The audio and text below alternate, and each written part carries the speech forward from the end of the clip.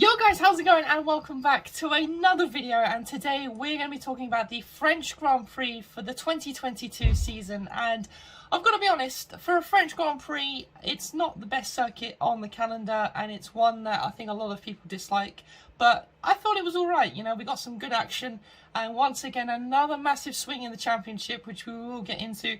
Just want to credit as well, I am a little bit ill. I thought it was COVID, but luckily we're okay. But yeah, ill in this kind of heat, it's ridiculous. Only in the UK, but yeah, I'm fine. So we'll carry on. So let's get into the race reaction. So as always, then we'll start at the front of the grid, and that is Red Bull taking yet another win in 2022. Max Verstappen pretty much dominant for more or less the whole entire Grand Prix. Obviously was behind Leclerc for sort of the first quarter of the race.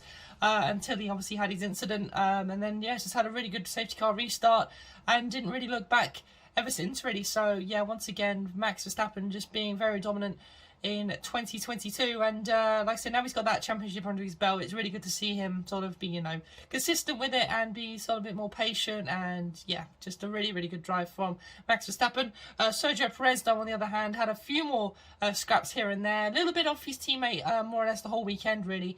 Didn't quite have the pace over Max, but nevertheless, P4 still for Perez, and more points for Red Bull. And yeah, had a few scraps with Sainz, and obviously that massive controversial moment with George Russell towards the end of the race into the chicane after George went down the inside, and then Perez sort of cut the chicane, didn't even get investigated. So yeah, not really sure if it was or not. I think it was more of a racing incident, to be honest. At first I thought, you know, Perez didn't go through the chicane, so why wasn't it investigated? But if you look at it again, it's a little bit hit and miss, so I think it was a racing incident, really. But yeah, and then obviously after the virtual safety car restart, Perez sort of caught sleeping, but then also lit the rears up just as the green flag racing was about to happen, and then unfortunately just lost all that momentum that he gained.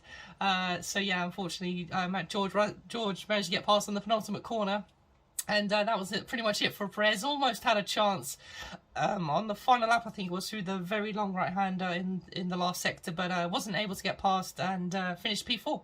So next up, Mercedes then, and they have finally got a double podium finish, which honestly feels like absolutely ages ago. But nevertheless, P2 for Hamilton, made a fantastic start as well. Really well done from him. And George Russell in third place, like I mentioned, had a pretty quiet race, to be honest. Fell behind Alonso at the start of the race, and then managed to claw his way back up into fifth. Was fifth more or less the whole entire Grand Prix until he started catching Perez. But yeah, quite quiet one from George Russell until the final few laps. But Lewis Hamilton, yeah, like I said, made a fantastic start.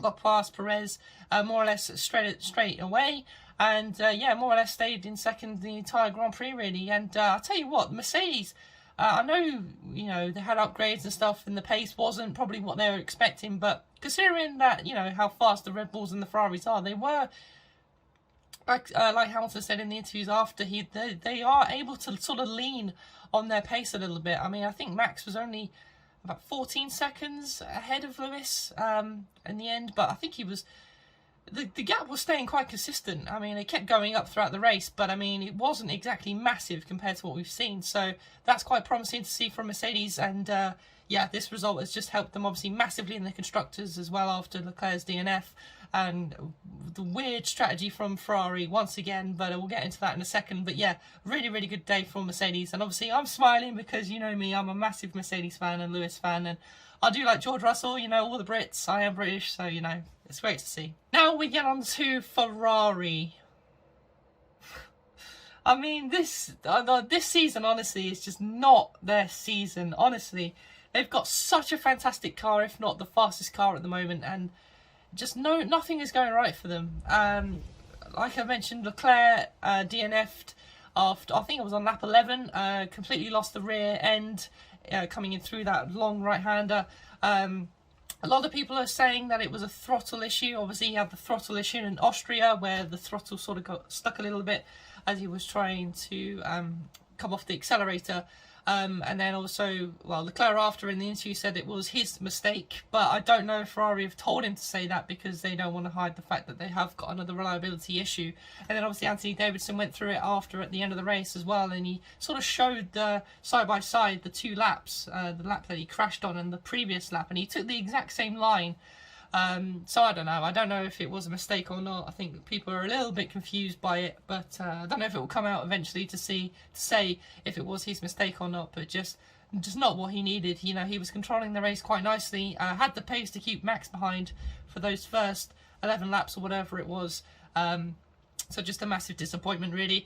And Carlos Sainz obviously had the engine penalties for all the new components he took this weekend. Managed to claw his way up into 5th, but could have been 3rd. And this is another thing that people are scratching their heads about. He was making his way through the field really, really nicely. But yeah, after getting his way up into 3rd, Ferrari for some reason wanted to pit him, and it didn't really make any sense. You know, he was on the mediums and he had been on those mediums a while, but the pace was good. I mean, he was making overtakes and everything like that. And Ferrari are saying, just come into the pits like every single lap. And Carlos, you know, you could hear it in his voice. He didn't want to pit. But I think Ferrari sort of forced him in the end, and he was like, well, I'm clearly going to have to pit, otherwise they're going to keep banging on about it. But yeah, he clearly wasn't happy about that. And 5th place could have been 3rd place, but yeah, I'm not really sure what was going on with Ferrari. We know what they're like with their strategy calls, and once again, they've made a very odd decision. Another good day for Alpine. Fernando Alonso in P6 and Esteban Ocon in P8. Yeah, like I mentioned, Alonso got ahead of Russell at the start of the race.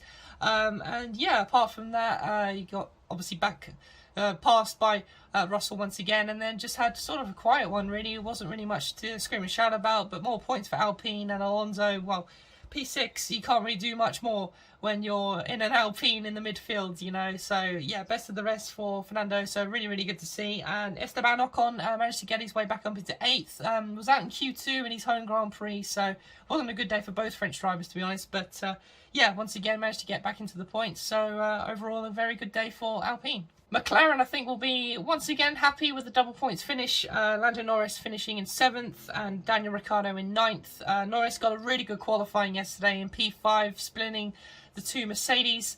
But yeah, apart from that, there was a few sort of scraps here and there. They were sort of going side by side on lap 1, which was really, really good to see.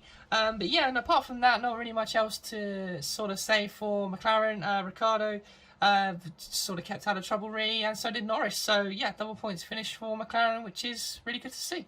Next up will be the Aston Martins then, and Lance Stroll picking up once again, just coming out of nowhere to score a point for Aston Martin. He seems to be doing this all season, and I've heard other people say it, like he just continues to put in these random results, which is, you know, fair play to him. It's still good points for Aston Martin, but just no idea where they're coming from, really. But P10 for Lance Stroll and Vettel in P11 right behind him. So pretty promising for Aston Martin. You know, there's nothing to really scream and shout about their season so far. So I think they'll take every point they can get at the moment. There's a few sort of midfield runners that sort of DNF'd and were in contact and stuff. So, you know, picking up the pieces is what they sort of have to do at the moment. And Vettel was literally catching Stroll right towards the end of the race there, and literally through the last corner, nearly rear-ended him. So they could have both been out in the final corner there, but managed to hold on to P10 and 11. So next up is AlphaTauri then. Pierre Gasly, obviously the homeboy. He ended up in P12, and Yuki Tsunoda had to DNF because of a collision with Ocon. I think it was on lap 1 into the chicane. Ocon sort of went into the side of him, and there was too much damage on Tsunoda's car, so they had to retire him. But Pierre Gasly, yeah, out in Q1, which was a massive shock. He really hasn't, like I've mentioned before, he really hasn't got the momentum this year than he had last year, which is it's a shame to see, because I really rate Gasly as a really good driver, but I just feel like he needs to get out of that AlphaTauri. But you know, he signed on for next year, so I don't know. But yeah, it wasn't a great race. P12, like I said. He had a little bit of an audacious move on a Williams down towards the chicane as well. Completely was going way too fast, outbroke himself, went over the chicane and had to take the little made-up chicane that they have in Monza as well. But yeah, not a great day for AlphaTauri, and no points on the board. Next up is Williams then, and Alexander Albon finished in 13th place, and Latifi also DNF'd as well. Yeah, again, not really much to say about their race really either. Once again, not having a massive amount of pace throughout the race, and but Albon, you know, he had some pretty good pace early on. You know, he was still there or thereabouts with some of the midfield cars, so it's really good to see. And Latifi did have a bit of a contact with, I think it was Kevin Magnussen through turn 2. Well, Latifi got past Magnussen, sort of was on the tighter line, but didn't back out and tried to go for the move, and then they sort of just came together. Latifi spun, and yeah, that kind of ruined his race really. So I think I'm not really sure if that's why he retired, but nevertheless wasn't really good for Latifi's race. So next up, Alfa Romeo then, and I don't know where they've gone. Honestly, their pace at the start of the season was brilliant, but now they just seem to be really nowhere, to be honest. Valtteri Bottas in 14th place, and Guan Yu Zhou actually retired towards the end of the race, which is what brought out the virtual safety car towards the end of the race. But yeah, not really. I don't know. Yeah, like I said, I don't know what's happened to Alfa Romeo. They had some really good pace at the start of the season, 5th and 6th places for a lot of the time for Valtteri Bottas, but they just seem to have just vanished. And once again, just really bad luck for Guan Yu Zhou. I think it was lap 48 he retired, some sort of mechanical issue, which, like I said, brought out the virtual safety car. But yeah, not a good day for Alfa Romeo. And last but not least, we've got Haas, and Mick Schumacher finished in 15th place, had a bit of contact with Guan Yu Zhou on lap 22, which, yeah, was a little bit unfortunate for Mick. Sort of went around the outside of Sonoda. Zhou sort of went up the inside, and then they just sort of came to contact, unfortunately. So that kind of ruined Mick's race. And Magnussen, like I mentioned, had the contact with Latifi, and he also DNF'd from the race as well. They did try and pit earlier on, around lap 11, I think it was, something like that, because they were stuck in traffic, so they were just sort of going for the undercut just to get some clear air. But in the end, it didn't really work out to anything because, like I said, Magnussen retired and Mick's race was ruined, so not a good day for Haas. So there we go, guys, for the French Grand Prix race reaction. Like I said, for a French Grand Prix, you can't really complain. The track is god-awful, and I can't wait for it to go off the calendar. I really hope they don't renew it, or just go to a different circuit. Even Magny-Cours, I don't care. I just hate the Paul Ricard circuit so much. But like I said, it was a decent race, and, you know, once again, we've got a massive turn in the championship, and it just makes the rest of the season more exciting to see what's going to happen. So yeah, I just also want to mention about the race direction as well.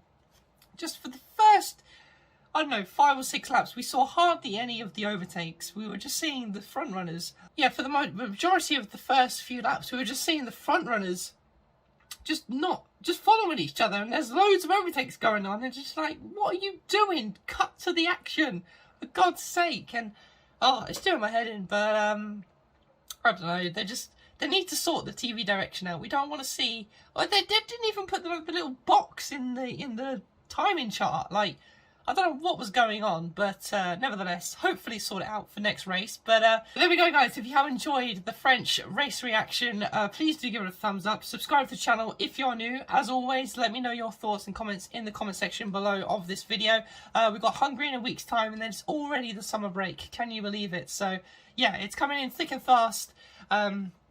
But no, it's great to see, and I'm absolutely loving this season. So yeah, like I said, guys, if you have enjoyed it, please do give it a thumbs up. Subscribe to the channel if you're new as well, and I will see you all again in the next one, guys. Take care.